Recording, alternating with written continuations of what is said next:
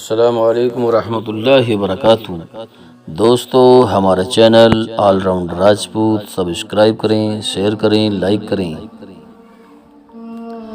دوسرے دن تاجر نے رحیم سے کہا کہ وہ اسے ملازمت میں نہیں رکھ سکتا، کیونکہ فوج کے اتنے بڑے افسر کو ناراض کر کے وہ اپنا کاروبار تباہ نہیں کرنا چاہتا۔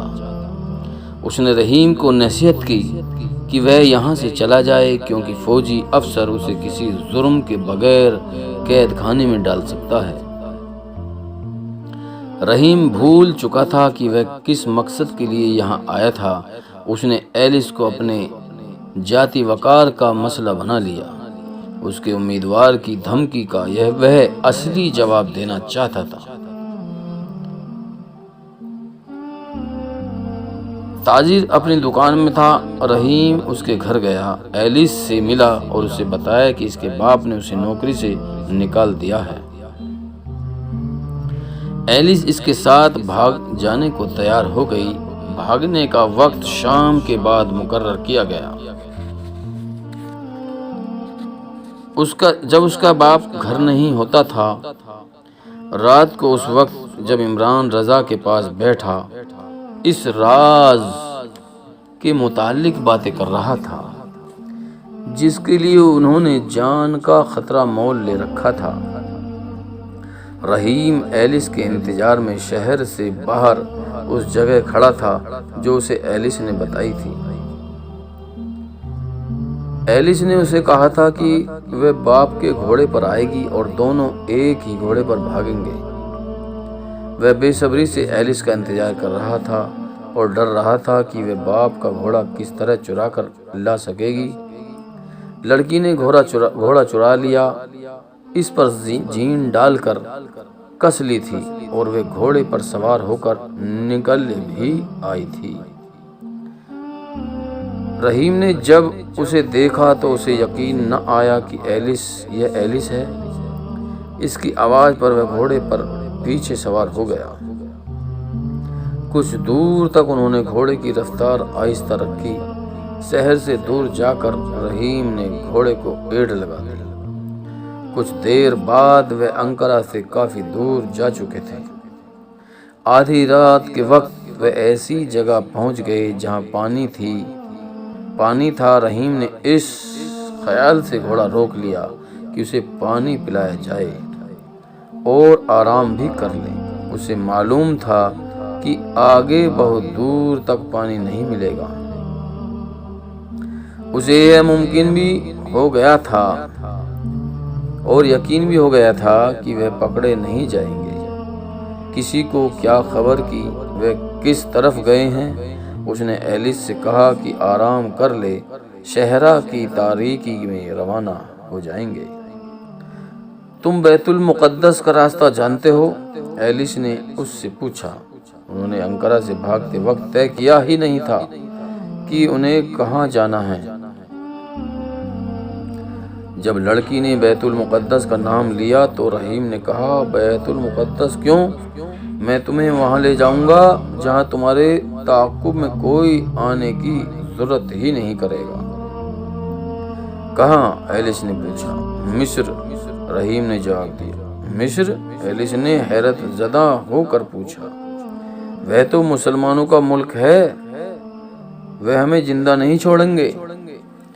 مسلمانوں کو تم نہیں جانتی ایلس، رحیم نے کہا۔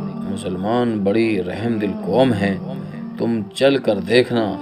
نہیں، ایلس نے بدک کر کہا، مجھے مسلمانوں سے ڈر آتا ہے۔ بچپن سے مجھے مسلمانوں کے متعلق بڑی غلیظ باتیں بتائی گئی ہیں۔ ہمارے یہاں مارے گئے بچوں کو مسلمانوں سے ڈرایا کرتی ہیں۔ مجھے مسلمانوں سے نفرت ہے۔ وہ ڈر رہی تھی اور رحیم کے ساتھ لگ گئی تھی۔ اس نے کہا، مجھے بیت المقدس لے چلو، وہاں ہم شادی کر لیں گے۔ بیت المقدس کدھر ہے؟ میں سمت بھول گئی ہوں، میں مصر کی طرف جا رہا ہوں، رحیم نے کہا۔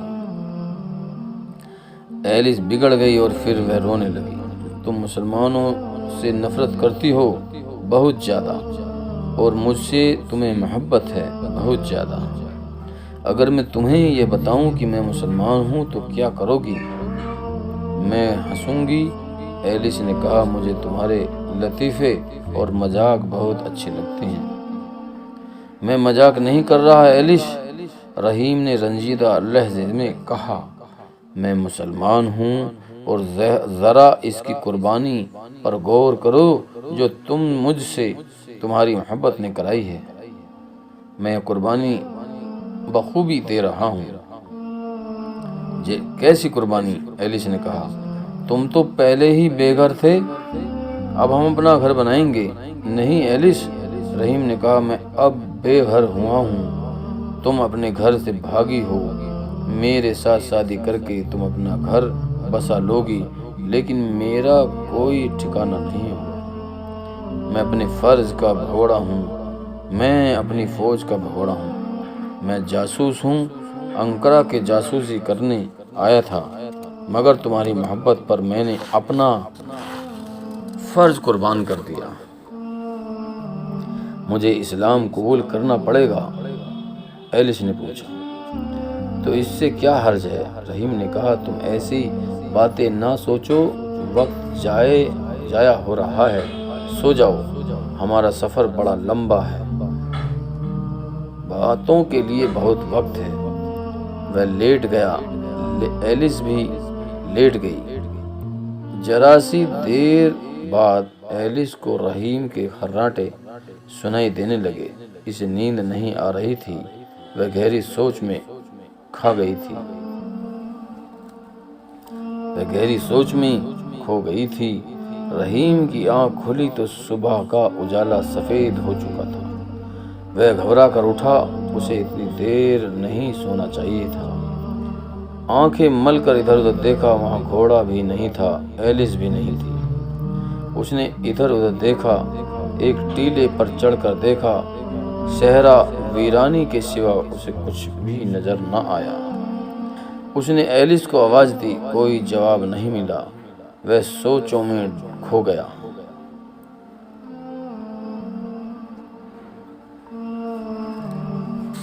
اور وہ ایلس کو اٹھا کر کھو گیا۔ ایک خیال یہ آیا کہ ان کے تعاقب میں کوئی آیا ہوگا اور وہ ایلس کو اٹھا کر لے گیا ہے۔ اس صورت میں رحیم کو زندہ نہیں چھوڑنا ہونا چاہیے تھا، وہ لوگ قتل کر جاتے یا اسے اغوا کے جرم میں پکڑ کر لے جاتے۔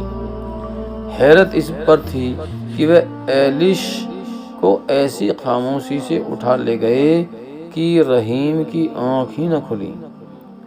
دوسری صورت یہ تھی، ایلس خود بھاگ گئی ہے، اس نے رحیم کو صرف اس لیے ٹھکرا دیا کہ وہ مسلمان ہیں۔ ایلس جہاں کہیں بھی گئی ہے اور اسے جو بھی لے گیا ہے، رحیم کو اب یہ سوال پریشان کرنے لگا کہ وہ کہاں جائیں۔ انقرہ واپس جانا خطرے سے خالی نہیں تھا، قاہرہ جانے سے بھی ڈرتا تھا۔ اس نے اپنا فرض پورا نہیں کیا تھا، اس نے اپنے کمانڈر عمران کو نہیں بتایا تھا کہ وہ جا رہا ہے۔ سوچ سوچ کر اس نے ایک بہانہ گڑھ لیا۔ اس نے فیصلہ کر لیا کہ وہ اب قاہرہ کی بجائے کرک چلا جائے اور وہاں بتائے کہ اسے پہچان لیا گیا تھا کہ مسلمان وہ ہے اور جاسوس ہے۔ وہ بڑی مشکل سے بھاگ کر وہاں سے نکلا ہے۔ اسے مہلت نہیں ملی کہ عمران یا رضا کو اطلاع دے سکتا ہے کہ اس کی گرفتاری کا خطرہ پیدا ہو گیا ہے۔ یہ اچھا بہانہ تھا۔ اسے معلوم تھا کہ اسے کوئی یہ تو نہیں کہے گا کہ کوئی ثبوت اور شہادت لاؤ۔ وہ پانی پی کر کرک کی سمت چل پڑا۔ اسے ایلس کی گمشدگی پریشان کر رہی تھی اور اسے افسوس ہو رہا تھا کہ اسے کبھی بھی پتہ نہ چل سکے گا کہ ایلس کہاں غائب ہو گئی ہے۔ وہ بامشکل 3 میل چلا ہوگا کہ اسے دوڑتے گھوڑوں کی ہلکی ہلکی آوازیں سنائی دی۔ اس نے پیچھے دیکھا، گرد کا بادل اڑ رہا تھا۔ اس نے ادھر ادھر دیکھا، چھپنے کی کوئی جگہ نہیں تھی۔ اسے معلوم نہیں تھا کہ سوار کون ہے۔ اسے یہی معلوم تھا کہ وہ خود کون ہے۔ یہ خطرناک پہلو تھا۔ وہ گھوڑوں کے راستے سے ہٹ کر چلتا گیا۔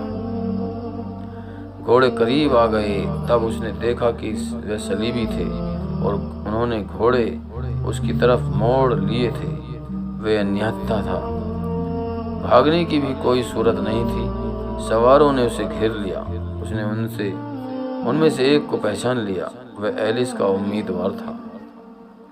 اس نے رحیم سے کہا، مجھے پہلے ہی شک تھا کہ تم عیسائی نہیں ہو۔ اسے پکڑ لیا گیا اور اس کے ہاتھ پیٹھ پیچھے باندھ کر اسے ایک سوار نے لاش کی طرح گھوڑے پر ڈال لیا۔ گھوڑے انقرہ کی سمت روانہ ہو گئے۔ یہ وہ وقت تھا جب عمران رحیم سے ملنے گیا تو وہ اسے نہ ملا۔ تاجر کے ایک نوکر نے اسے بتایا کہ اسے نوکری سے نکال دیا گیا ہے۔ عمران شاشوں پنج میں پڑ گیا۔ رحیم جا کہاں سکتا تھا؟ اس کے پاس کیوں نہیں آیا؟ عمران گرجے میں واپس چلا گیا۔ رجا سے وہ شام کے بعد مل سکتا تھا۔ انہوں نے رحیم کو ڈھونڈنا تھا۔ یہ خطرہ بھی محسوس کیا گیا کہ وہ گرفتار ہو گیا۔ اس صورت میں